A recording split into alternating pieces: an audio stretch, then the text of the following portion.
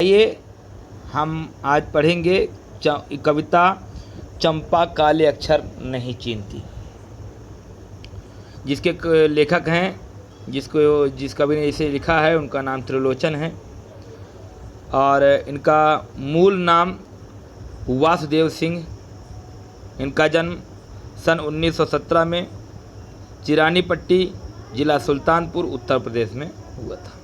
इनकी प्रमुख रचनाएं धरती और बुलबुल, दिगंत ताप के ताए हुए दिन, शब्द उस जनपद का कवि हूँ और अरघान तुम्हें सौंपता हूँ, चैती आसोला, मेरा घर, जीने की कला, देश काल और रोजना मचा, काव्य और अर्थबोध, मुक्तिबोध की कविताएं, गद्य, हिंदी के अनेक कोशों के निर्माण में महत्वपूर्ण योगदान है। इनको साहित्य अकादमी पुरस्कार, सलाका सम्मान, महात्मा गांधी पुरस्कार भी इन्हें प्राप्त हुआ है। बच्चों, जो इनकी जो रचनाएं हैं, इस चंपा काले अक्षर नहीं चीनती इस कविता में कवि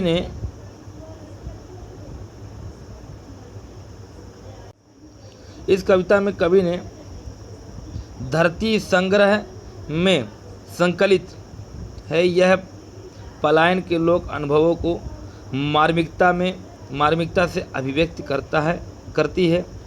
कविता में अक्षरों के लिए काले काले विशेषण का प्रयोग किया गया है, जो एक ओर शिक्षा व्यवस्था के अंतर विरोधों को उजागर करता है, तो दूसरी ओर उस दारुण यथार्थ से हमारा परिचय कराता है जहां अधिक मजबूरी के चलते घर टूटते हैं। काव्य नायिका चंपा जाने ही उस शोषक व्यवस्था के प्रति पक्ष में खड़े हो जाती है और जहां भविष्य को लेकर उनके मन में अनजान खतरा है, वह कहती है कि कलकत्ते पर वज्र गिरने का कामना जीवन के खुरदुरे यथार्थ के प्रति चंपा के संघर्ष और जीवट को प्रकट करती है। अर्थात देखिए, इतनी सारी बातें हुई, मैं जानता हूँ बहुत सारी चीज़ें आपको इसमें समझ में नहीं आई होंगी, लेकिन यह कविता जो है उस समय की है जब चंपा जो है यह इस कविता की नायिका है और वह अपने किसी बड़े अधिकारी से लड़ बैठती है। एक अनजाना खतरा है, लेकिन वह सच का साथ देती है और गलतियों का विरोध करती है। तो इस प्रकार से कविता में इस बात को बताया है। चंपा काले अक्षर नहीं चीनती, मैं जब पढ़ने लगता हूँ वह आ जाती है, खड़ी खड़ी चुपचाप सुना करती है, उसे बड़ा अचरज होता है इन काले चिन्हों से कैसे ये सब स्वर निकला करते हैं। तो चंपा जो है वह कुछ भी पढ़ी लिखी नहीं है, अनपढ़ है, वह कुछ पढ़ना लिखना नहीं जानती है, लेकिन जब लेखक कह रहे हैं कि जब मैं पढ़ता हूँ तो ये आकर के चुपचाप खड़ी हो जाती है और इसे सुनती रहती है। उसे बड़ा आश्चर्य होता है कि इन काले काले अक्षरों से भला ये स्वर कैसे निकलते हैं, काले काले अक्षरों से हम स्वर कैसे पहचान लेते हैं। चंपा काले अक्षर नहीं चीनती, मैं जब पढ़ने लगता हूँ वह आ जाती है, खड़ी खड़ी चुपचाप सुना करती है, उसे बड़ा अचरज होता है इन काले चिन्हों से कैसे ये सब स्वर निकला करते हैं। उसे बड़ा आश्चर्य होता है कि इनसे कैसे ये सब स्वर निकलते हैं। तो इस प्रकार से चंपा सुंदर की लड़की है, सुंदर ग्वाला है, गाय भैंस रखता है। चंपा चौपायों को लेकर चरवाही करने जाती है।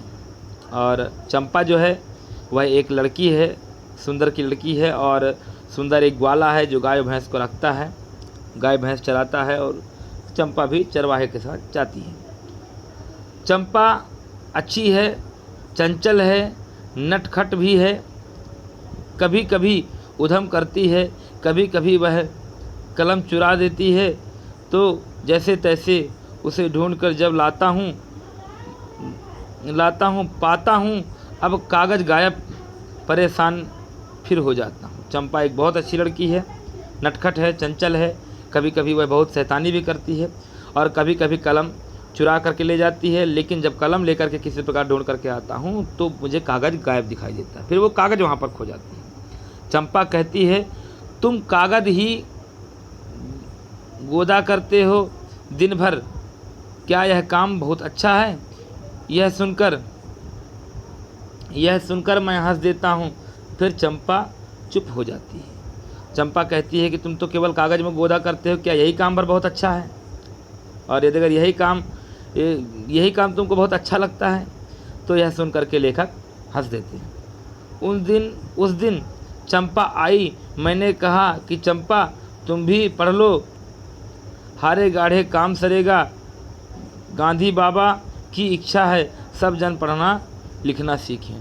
उस दिन चंपा मेरे पास आई तो मैंने चंपा को सीख दिया कि चंपा तुम भी पढ़ लो, कभी न कभी विपत्ति में, गाढ़े माने विपत्ति में तुमको यह साथ देगा। और वैसे भी गांधी जी कहा करते थे कि सब लोग पढ़ लें, सभी लोग पढ़ें और लिखें, यह गांधी बाबा कहा करते थे। तो यहाँ पर एक नायक जो इसकी है इसके प्रति बता रहे हैं। चंपा ने यह कहा कि मैं तो नहीं पढ़ूंगी, तुम तो कहते थे गांधी बाबा अच्छे हैं, वे पढ़ने लिखने की कैसी बात कहेंगे, मैं तो नहीं पढ़ूंगी।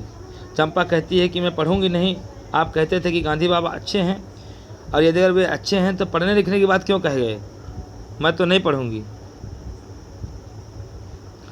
मैंने कहा कि चंपा पढ़ लेना अच्छा है, ब्याह तुम्हारा होगा, तुम गौने जाओगी, कुछ दिन बालम संग साथ रह चला जाएगा, बड़ी दूर है वह कलकत्ता, कैसे उसे संदेशा दोगी, कैसे उसके पत्र पढ़ोगी, चंपा पढ़ लेना अच्छा है।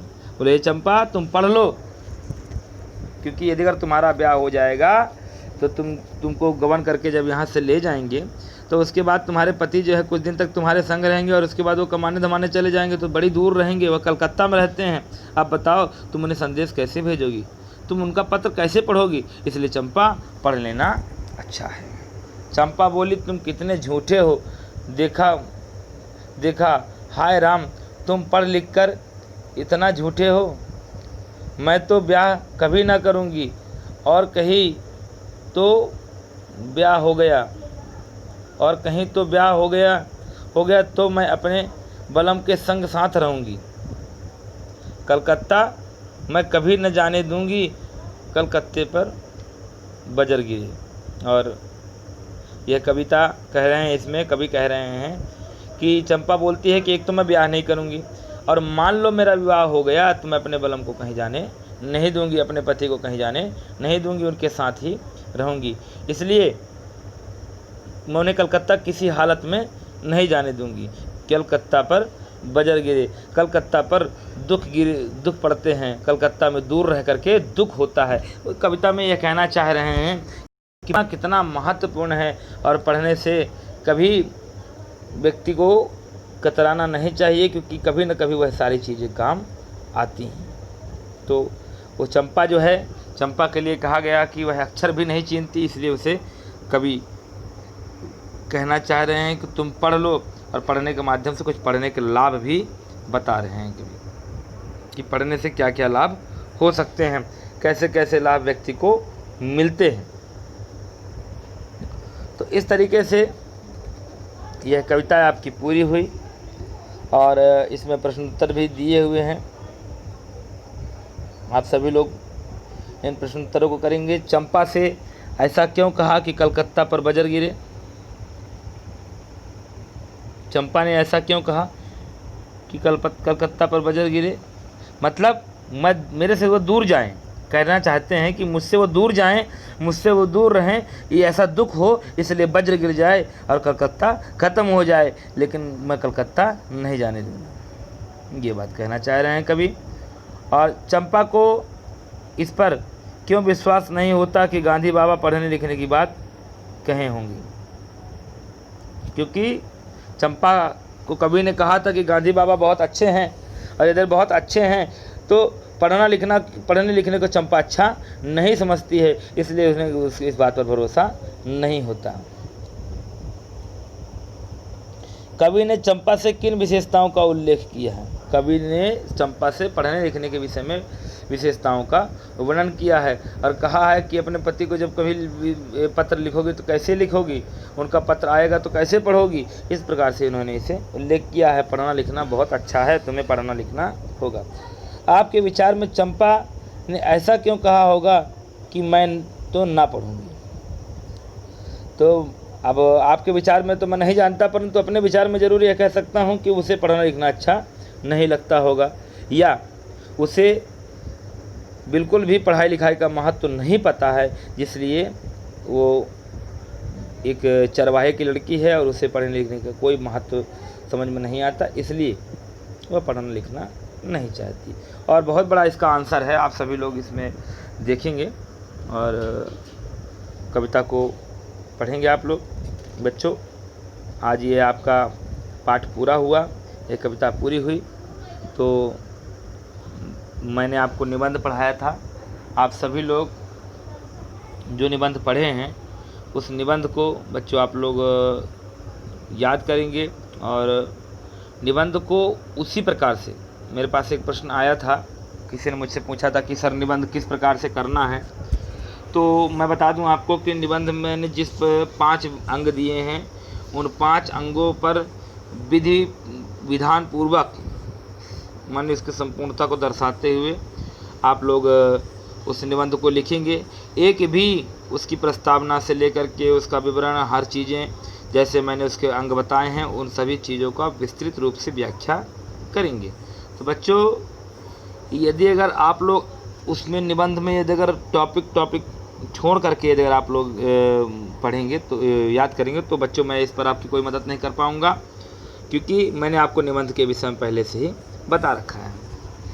और टॉपिक जो है उसके प्रत्येक अंग और उसके प्रकार, इन सबको समझ करके और निबंध को लिखना है।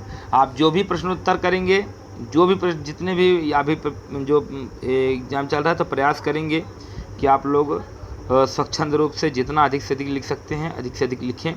लिखने पर कोई कंजूसी किसी प्रकार से ना करें, क्योंकि यदि अगर लिखने में कंजूसी करेंगे तो फिर हो सकता है कि आप लोगों को जितना आप अपेक्षित है उस तरीके के नंबर आपको न मिल पाएँ। तो बच्चों, मैं आपको समास भी पढ़ाया था, समास में जो आपको समझ में नहीं आ रहा है, समास के प्रकार मैंने पढ़ाए थे। जो भी समास में आपको समझ में ना आया हो आप लोग मुझसे पूछ सकते हैं, फ़ोन लगा के पूछ सकते हैं, अथवा उस वीडियो को पहले देखें, अच्छे से समझें। और यदि अगर वह वीडियो में आपको बात समझ में नहीं आती है तो मुझसे विद्यालय में या कहीं भी एक दिन आ कर के अपने से मिल लें, अलग से मिल लें, या उसमें मतलब किसी प्रकार से नहीं भी मिले तो फ़ोन लगा के पूछ लें। आप सभी के पास मेरा फ़ोन नंबर उपलब्ध है। बच्चों, आप सभी लोग समास को पढ़ेंगे, समास बहुत अनिवार्य है। इस बार के एग्ज़ाम में तो मैंने आपको समास नहीं दिया है, लेकिन अगली बार समास दूंगा। और आपको एक चीज़ ज़रूर याद रखना है कि फेयर कॉपी में सारी चीज़ें आपको समास और कारक और जितने चीज़ें व्याकरण, संज्ञा, सर्वनाम इत्यादि मैंने जो भी पढ़ाया है आपको, वह सभी चीज़ आप जो है फेयर कॉपी में व्याकरण की एक अलग से पतली सी कॉपी बनाएंगे और उन कॉपियों पर व्याकरण भी पीछे या फिर उसी कॉपी में बना लें, पीछे साइड, विषय के पीछे साइड आप लोग उस कॉपी में बना सकते हैं। और आपको उसमें भी पूरे नोट्स बनाने होंगे, व्याकरण के भी सारे नोट्स जब तक आप नहीं बनाएंगे तो बच्चों मैं आपकी किसी प्रकार से मदद नहीं कर सकूंगा, क्योंकि इस बार कॉपी जांचेंगे और कॉपी जांचने का भी आपको नंबर प्राप्त होगा। जो विषय की, जो सब्जेक्ट की जो फेयर कॉपी बनाए हैं, इस फेयर कॉपी को चेक करेंगे और फेयर कॉपी चेक, जिसकी फेयर कॉपी कंप्लीट होगी उसी को पूरे नंबर प्राप्त होंगे। जिसकी फेयर कॉपी कंप्लीट नहीं होगी उसके नंबर भी काटे जाएंगे। इसको आप लोग, मैं आपको पहले से सारी सूचनाएं आपको दे रहा हूं बच्चों। आगे फिर आप लोग ऐसा ना कहें कि हमको ये पता नहीं था, अथवा ये पता नहीं था, अथवा ये पता नहीं, जो भी है। तो ठीक है बच्चों, आज के लिए इतना ही। धन्यवाद।